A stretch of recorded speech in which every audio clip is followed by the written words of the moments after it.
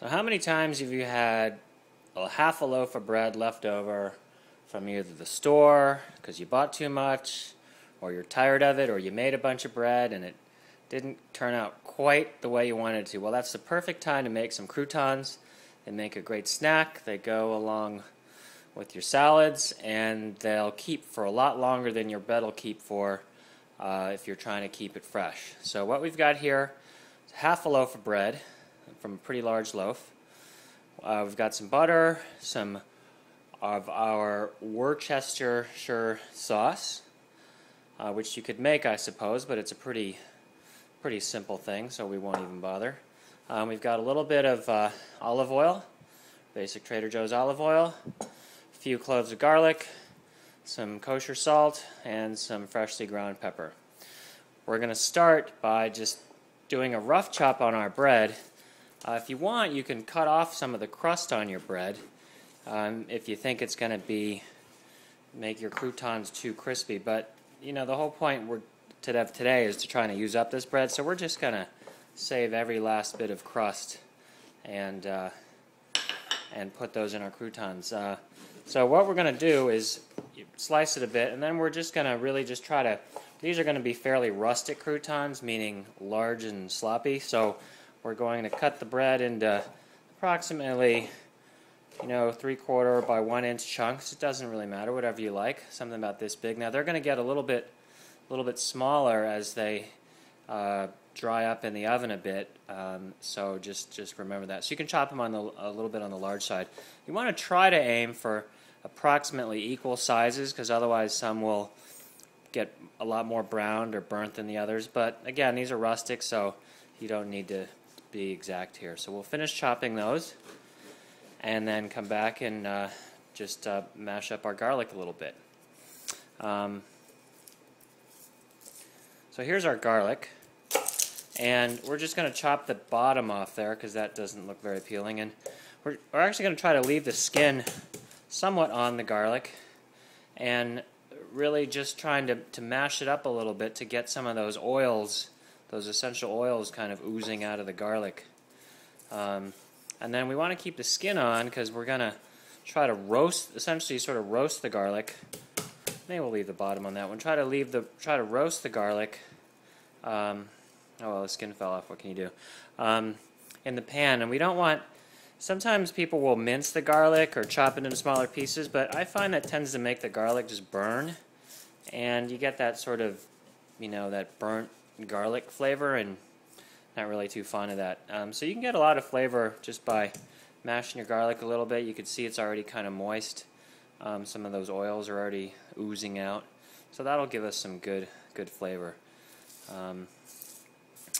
And then we're gonna, after we finish chopping our bread, then we're gonna put them in a large cast iron pan and cook them up. Just cast iron pan that you have. This one's about, I don't know, 14, 16 inches. Here's my hand for comparison.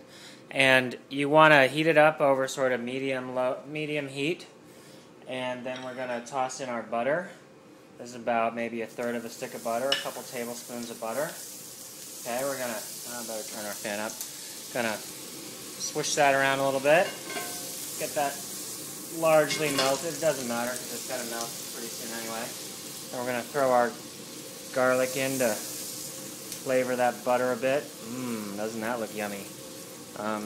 Butter and garlic. So that's sort of nicely flavored there. And then we've got our bread. We're just going to take our bread and throw it into our pan. If you have too much bread, then I guess you can do it in 2 batches, but we're going to try to make this work in 1 batch. So try to get your bread evenly coated in the butter, and this is rustic, so it doesn't matter if it's not that even. And then we're gonna, just to save time, we're just gonna try to get the rest of the bread in there as well. And then maybe thinking we might need a little bit of extra butter, so we'll reach over and grab a little bit more here off camera. So grab another tablespoon or 2, and so you generally just sort of want to work this in, and The whole idea is that you want to get your cubes of bread as evenly coated with a little touch of butter as you can, but inevitably it's a little uneven. That's fine. And then we want to just do a little bit of browning, but they'll brown plenty in the oven. So we just kind of want to get the butter melted and spread out on these, and then we are going to put them on. For this, we'll put them on two half-sheet pans, so that they're have enough room in the oven to dry out. And we'll probably put them in about 300 degrees, because if you put them in too much hotter than that, they will cook faster, but they'll tend to burn before drying out. And then you'll have to decrease your oven anyway to get them to dry out. You want to cook them until they're totally dry in the oven, because otherwise what happens is if they've still got moisture, you put them in an airtight box, and then the next morning they'll be all soggy, because you've got moisture still in your bread, especially if it's a moist bread to start with, a sourdough. Put on some Worcestershire sauce. This adds a lot of nice color and some kick to the croutons because of the spices, and a nice bit of saltiness too. So we'll put some of that on, give it a little stir. If you want, you can also put in some olive oil. That's sort of optional. It's just another oil that's going to help them brown up a little more.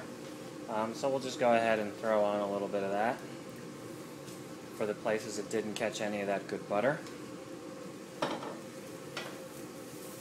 Give them a good stir, and then we'll pop them in the oven in just a little bit. 100 degrees. You don't need to preheat the oven for this, actually, because the bread will be fine as the oven heats up. So here we have the two sheet pans with the bread and the garlic. And the garlic will just sort of roast and give the bread a nice aroma. And we want to get these kind of dried out, and we'll check them about 10 or 15 minutes to rotate the trays from top to bottom, and also rotate them 180 degrees. Rotate our two sheet pans and see how our croutons are doing here. We'll pull one of these out, and you can see that they've kind of browned a bit more. If we could, we'd ideally turn them all around, but that's kind of a pain. So we're just going to pull one out and rotate the pans, one from top to bottom, and then also from 180 degrees around. There we go. Okay. And we'll let them brown a little bit more. For about half an hour now, and they're about as dark as we want them to be. They're not fully dried out, but as you can see, if you can kind of see on the camera here, let's take one of them. It's it's pretty dark, and I don't think we want to get them any darker, but there's still a little bit of moisture in them. You can just sort of feel them. You can always crunch into one, but when you push on it, there's still just a little bit of give. So what we're going to do is throw them back in the oven to dry out. But we're actually going to just go ahead and turn the oven off and leave them in there for a couple hours. You can even leave them in there overnight if it's kind of late and you forget about them, or you just want to go to bed. Here's our garlic. Let's see what that smells like. And that's nice. And they'll just dry out, and then in the morning they'll be perfect. So let's go ahead and do that. Pulled them out of the oven. Now we're going to just sprinkle a bit of salt and pepper on each of our trays. And I was thinking it's good to salt them when they're fresh out of the oven. I think the salt sticks a little better when you do that. When you pull them out of the oven, you want to make sure you keep them on the sheet pans until they're really nicely cooled down, because otherwise you'll get moisture in your container and then they'll be soggy in the morning. So you salt them a little bit. Then we're going to just give them a little bit of a shake, work that salt around, and you can see this beautiful, nicely brown crouton, and It's going to be really yummy and crunchy and a good way to use up all of our bread.